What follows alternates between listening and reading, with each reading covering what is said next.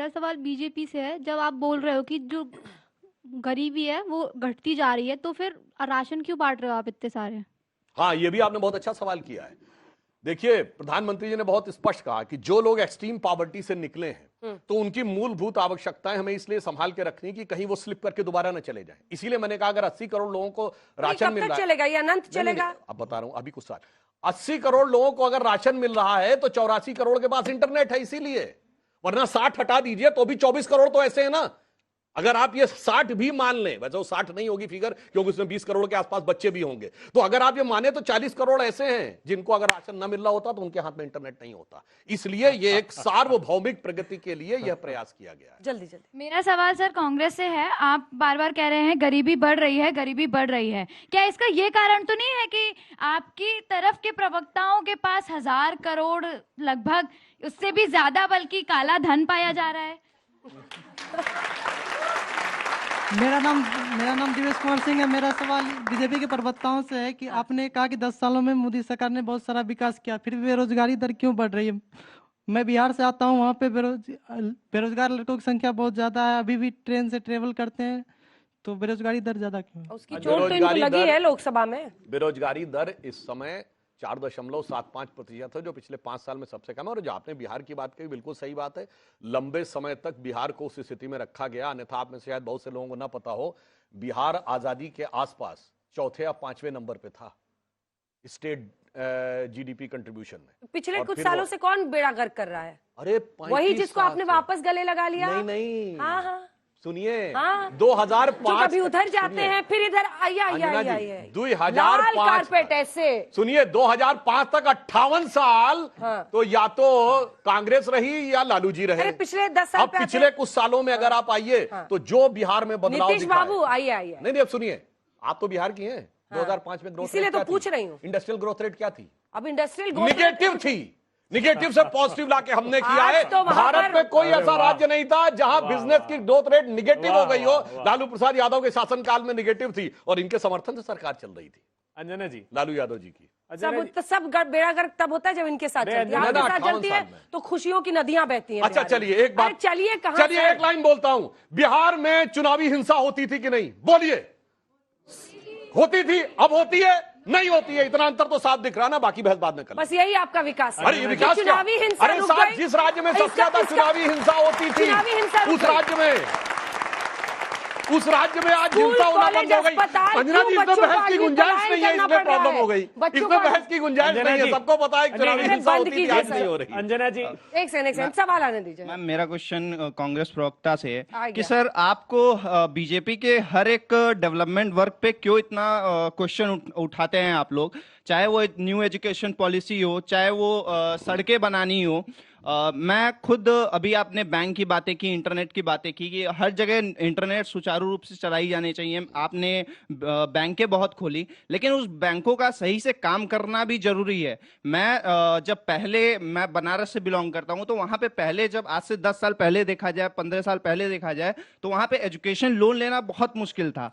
आज मैं एक छोटे से बैंक में, यूपी बड़ौदा बैंक है, वहां पे मैं गया एजुकेशन लोन लेने के लिए। मैं आज गया, कल मेरा लोन प्रोसेस हो गया और वो पास भी हो गया। तो उस टाइम में ऐसी चीजें क्यों नहीं होती थी? आप बहुत सारे ऐसे एलिगेशंस लगाते हैं बीजेपी पे, तो डेवलपमेंट के वर्क तो अपना अनुभव बता रहा है, बनारस का लड़का बता रहा है। बिल्कुल, प्रधानमंत्री जी बिल्कुल मार्जिनल वोट से वहां जीत पाए बनारस। ये जवाब है आपका? नहीं, सुन तो लीजिए ना। बनारस से है। नहीं, एजुकेशन लोन तो उसका आसान हो गया होगा, मुझे नहीं पता, लेकिन नौकरी मुश्किल हो गई।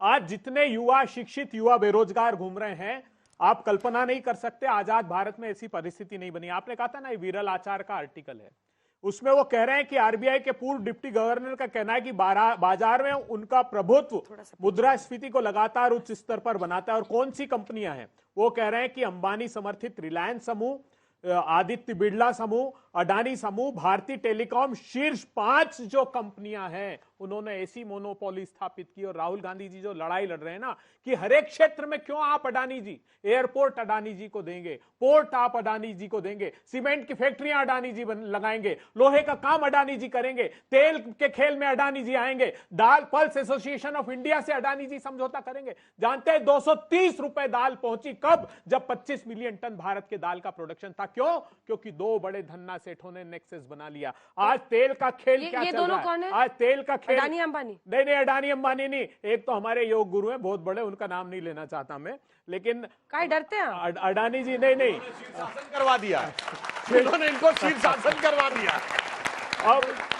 अब देखिए, आपको यह जानना चाहिए कि तेल, अभी कह रहे थे ना, अभी प्रश्न पूछा महंगाई पर बड़ा व्याख्यान दे रहे थे भाई साहब। 400 रुपए का सिलेंडर 1000 रुपए के पार हुआ, 60-70 रुपए का तेल 200 रुपए के पार कैसे हो गया? प्रधानमंत्री जी का लाल किले की प्राचीर से पहला भाषण सुनना, किसान भाइयों ऑयल सीड्स का प्रोडक्शन खूब करिए, मैं चाहता हूं इंडिजीनियस तेल का प्रोडक्शन हो। प्रधानमंत्री जी, ऑयल सीड्स का प्रोडक्शन तो 26% बढ़ गया, लेकिन इंडिजीनियस तेल का प्रोडक्शन बढ़ा क्या? क्यों?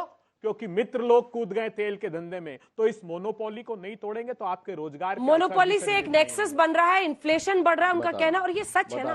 पहला दाल ने डबल सेंचुरी लगाई, पेट्रोल कि ने सेंचुरी लगाई। सुनिए, मोदी जी 1,65,000 से बनारस जीते, वो तो हार के बराबर था।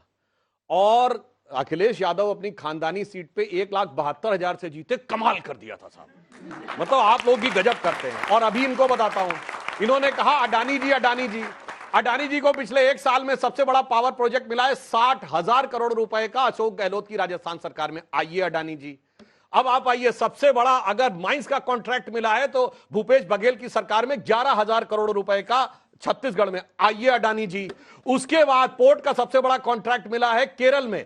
आइए अडानी जी। उसके बाद महाविकास आघाड़ी ने दिया है, तो आइए अडानी जी। और अभी तेलंगाना में रेवंत रेड्डी जी ने कहा आइए अडानी जी। गजब है साहब, वहां तो आइए अडानी जी, आइए अडानी जी।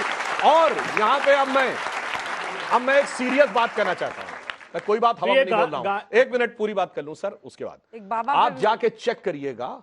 जो जॉर्ज सोरस का ओपन सोसाइटी फाउंडेशन है ना, जॉर्ज सोरस के बेटे का नाम है शायद जोनाथन सोरस, वो एक एनजीओ चलाता, मैं उसका नाम भूल रहा हूं। उसने भारत के ऑयल इंपोर्ट के बारे में पूरा एक लॉबिंग की है।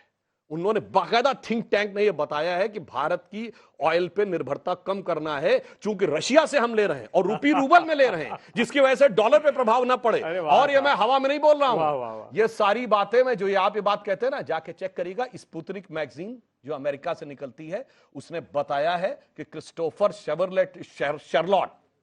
शेरलॉट, उसकी एक हेनरी लूसी फाउंडेशन है, जिसने 2021 में यह कहा कि एक प्रोजेक्ट चलाना है, किसका?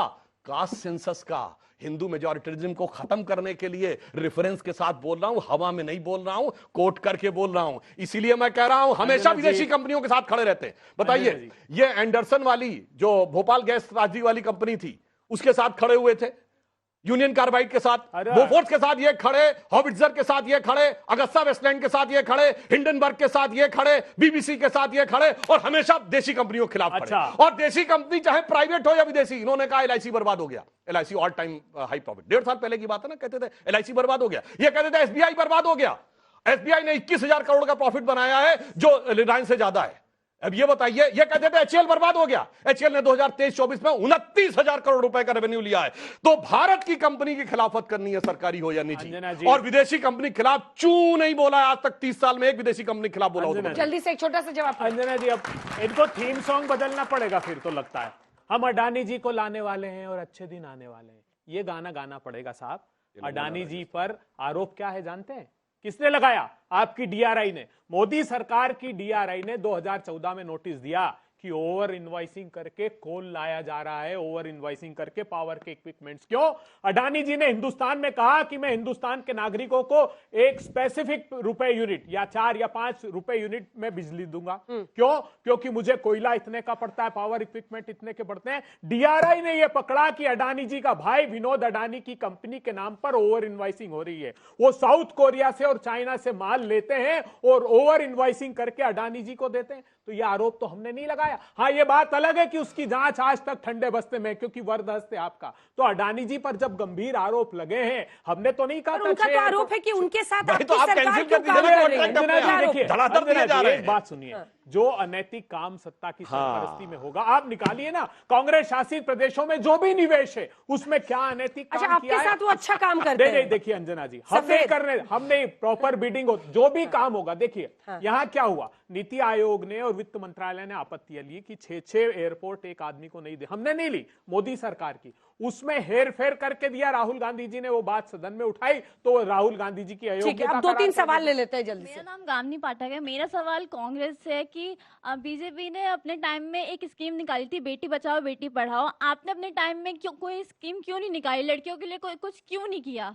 ठीक है सर, मेरा नाम सुजीत कुमार आया हुआ और मैं बिहार से हूँ। आपने सर बिहार पे बोला कि बिहार को मैंने बदला है सर, जहां पूरे देश में कि बच्चे स्नातक की डिग्री 3 साल में करते हैं, वहीं बिहार के बच्चे 6 साल में करते हैं। और आपकी सरकार बिहार में 20 साल से है। क्या बिहार के साथ पक्षपात करने के लिए आप जवाब दीजिए जल्दी से। देखिए महोदय, आपको याद है उससे पहले बिहार में, अब 6 साल में डिग्री नहीं होती, एक दौर में 10-10, 12-12 साल। ये इनकी जनरेशन के सारे लोग दिल्ली इसलिए आते थे कि बिहार में तो पता ही नहीं रहता था कि कब होगा। और तो और सुनिए, जल्दी जल्दी। अरे साहब, पढ़ाई तो छोड़िए, जान जहमत में रहती थी कि जिंदा रह पाएंगे नहीं, ये अब जद्दोजहद होती थी बिहार में। देश में रेप के केस बढ़ते जा रहे हैं, तो एक शोध में पता चला है कि जो रेप के केस बढ़ रहे हैं उसमें कारण कहीं ना कहीं अश्लील कंटेंट कंज्यूम करना है। तो इंडिया ऑलमोस्ट टॉप पे है अश्लील कंटेंट कंज्यूम करने में। तो सरकार इसको लेकर क्यों नहीं कोई कानून बनाती और विपक्ष ऐसे मुद्दे क्यों नहीं उठाता? ये बच्चे ने बहुत सही बात कही है। आपको बात बताएं, जो पुलिस वालों से पूछिएगा कि इस तरह के जो लोग पकड़े जा रहे हैं उनमें 2 चीजें बहुत कॉमन है। एक तो लोग नशे के गहरे आदी हैं, और दूसरा इस ढंग का अश्लील कंटेंट उनके उसमें बहुत मिलता है। मगर अफसोस की बात यह है कि शराब पीने को भी ग्लोरीफाई किया जाता है। और याद करिए, हमारी सरकार ने आके पहले ही 6 महीने में जब अश्लील कंटेंट रोकने की कोशिश की थी, इन वेबसाइट पर रोक लगाया था, तो इन लोगों ने कहा था अच्छे दिन नहीं आए, अच्छी रातें भी खत्म करना चाहते हैं। ये वो लोग थे, ये वो लोग थे। बताइए विरोध किया था कि नहीं? हमने कहा था बिल्कुल ये रोकना चाहिए। इसलिए मैं इस बात पे कहना चाहता हूं, किसने कहा था? ये टीवी डिबेटों में आके इन लोगों ने मजाक उड़ाते हुए कहा था। विरोध किया था कि नहीं? बताइए। हमने अश्लील वेबसाइटों पर रोक लगाई थी। मैं कहता हूं कोई जाके 2014 की डिबेटें निकाल के देख ले, ये लोग बहस कर रहे थे कि नहीं, अभिव्यक्ति की स्वतंत्रता है, ये तो व्यक्ति को चयन करने को होना चाहिए। अगर ऐसे तो ड्रग्स भी खोल दीजिए। कौन कंटेंट पर उनका क्या? अरे टेलीविजन की डिबेट तो छोड़िए साहब, किसी ने नहीं देखा होगा, लेकिन कर्नाटका की विधानसभा में हमने देखा भारतीय जनता पार्टी के विधायक अश्लील कंटेंट देखते हुए। सुधांशु त्रिवेदी जी, शर्म नहीं आया आप लोगों को ये आरोप लगाते हुए? मैं पूछना चाहता हूं, आज हिंदुस्तान में इतनी बड़ी मात्रा में ड्रग्स कैसे आने लगा? कौन से देश से आने लगा? बताइए। मुद्रा पोर्ट की मैं सच्चाई बताना चाहता हूं आपको। 23,000 करोड़ रुपए का कंटेंट पर एक बार वापस आते हैं। पॉर्न कंटेंट पर कांग्रेस पार्टी का क्या? कांग्रेस पार्टी का तो स्पष्ट मानना है कि ये पॉर्न, और वो अभी इन वर्षों में, बीते 10 वर्षों में कितने अधिक बढ़ गए, ये सब बच्चे जानते हैं। स्टैंड पूछ रही हूं सर। हमारा वैसे प्ले बॉय में राजीव गांधी और नेहरू जी दोनों का इंटरव्यू है प्ले बॉय मैगजीन में, होना चाहिए। और दूसरा, नशे याद करके देख लीजिए। दूसरी बात जो उसी कैटेगरी की मानी जाती है। मैं सुन नहीं पाया क्या बोला, लेकिन मैं भी नहीं सुन पाई। क्या कहा आपने? प्ले बॉय मैगजीन में राजीव गांधी का भी इंटरव्यू था और नेहरू जी का भी इंटरव्यू था। कोई जाके चेक कर ले, जो उस कैटेगरी की मैगजीन मानी। इसका क्या मतलब? मैंने तो, अरे इसका क्या मतलब? उस ढंग की मैगजीन में क्यों दिया इंटरव्यू भाई? भारत का प्रधानमंत्री इंटरव्यू दे रहा है प्ले बॉय जैसी मैगजीन का प्रधानमंत्री यौन शोषण के आरोपियों को प्रोटेक्ट कर रहा है आज की तारीख में, और आप हमको ज्ञान बांट रहे हैं। मुझे बताइए, मुद्रा पोर्ट पर 21,000 करोड़ रुपए का ड्रग्स पकड़ाया था कि नहीं पकड़ाया था? और किसने पकड़ा था? और उस एजेंसी ने कहा कि सेमी टेलकम पाउडर के नाम से अफगानिस्तान से ही आता है। और उस एजेंसी ने यह भी कहा कि 2 महीने पहले 2.25 लाख करोड़ रुपए का ड्रग्स सेमी टेलकम पाउडर से अफगानिस्तान से आया हुआ यहां से गायब हो गया। बताइए किस पर कार्रवाई की?